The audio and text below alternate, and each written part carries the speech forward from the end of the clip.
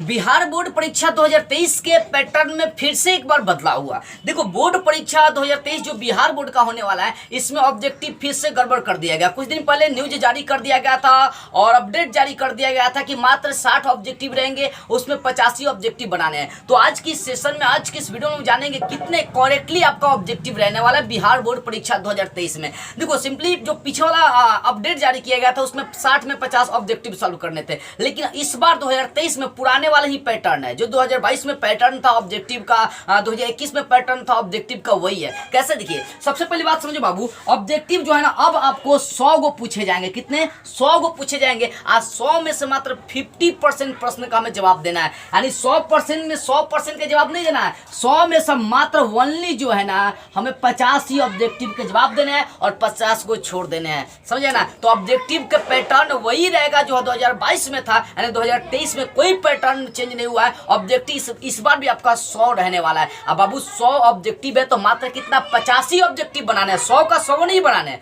100 में ओनली आपको 50 objective solve करने हैं। ओनली कितने? 50 सॉल्व करने हैं आपको, याद रखिएगा। यानी ऑब्जेक्टिव का पैटर्न पुराना वाला ही है। अब रही बात 2 नंबरिया का, तो भैया 2 नंबरिया तो कोई पैटर्न बदलाव नहीं है। 2 नंबरिया 5 नंबरिया में कोई बदलाव नहीं होता। जो अपडेट जारी किएगा तो उसमें कोई बदलाव नहीं हुआ था, वही था 50-50%। अगर 10 को 2 नंबरिया पूछेगा तो 5 को बनाना है। अगर आपको 8 को 5 नंबरिया प्रश्न पूछ रहे हैं तो 4 को बनाने हैं। 50%। ऑब्जेक्टिव के पैटर्न में थोड़ा सा अपडेट आया था, लेकिन फिर से वही पैटर्न जारी है। यानी ऑब्जेक्टिव 100 को देगा, जिसमें से 50 ऑब्जेक्टिव हल करने हैं और आसान हो गया। सोचो, अगर आप हर किताब के हर चैप्टर से सिर्फ इंपॉर्टेंट ऑब्जेक्टिव प्रश्न छांट लेते हैं। देखो, मान लीजिए मैथ में आपको अच्छे अंक लाने ऑब्जेक्टिव में, तो सोचिए हर जो मैथ है, मैथ के हर चैप्टर से आप ऑब्जेक्टिव इंपॉर्टेंट प्रश्न छांट लेते हैं, तो भैया सोचिए 100 में 50 को आपका नहीं लड़ेगा। अगर मान लीजिए 10,000 मैथ से आप ऑब्जेक्टिव याद कर लेते हैं तो 10,000 में से आपका 50 को ऑब्जेक्टिव नहीं लड़ेगा। अरे कोई रोक नहीं सकता है। बात है सिर्फ मेहनत करने की, इसलिए मेहनत करना चालू करिए।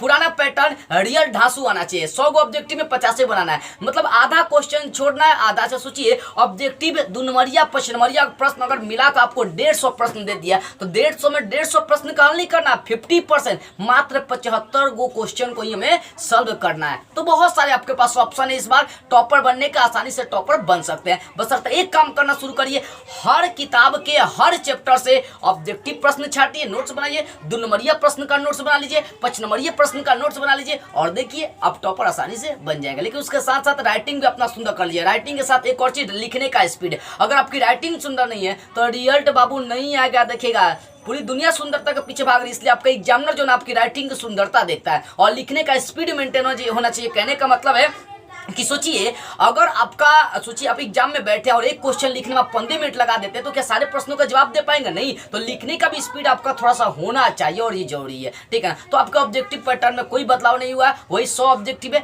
50 जवाब देने हैं, ठीक है? ये जो मैसेज है सभी के पास पहुंचे, बिहार के हर कोने कोने तक ये आवाज पहुंचनी चाहिए, ताकि सभी जो बच्चे डर चुके थे ना कि ऑब्जेक्टिव आप 60 ही देगा, 60 ही देगा और 60 में 85 बनाना, बहुत सारे छूट जाएंगे, नहीं, वही पुराने वाली पैटर्न है। जय हिंद।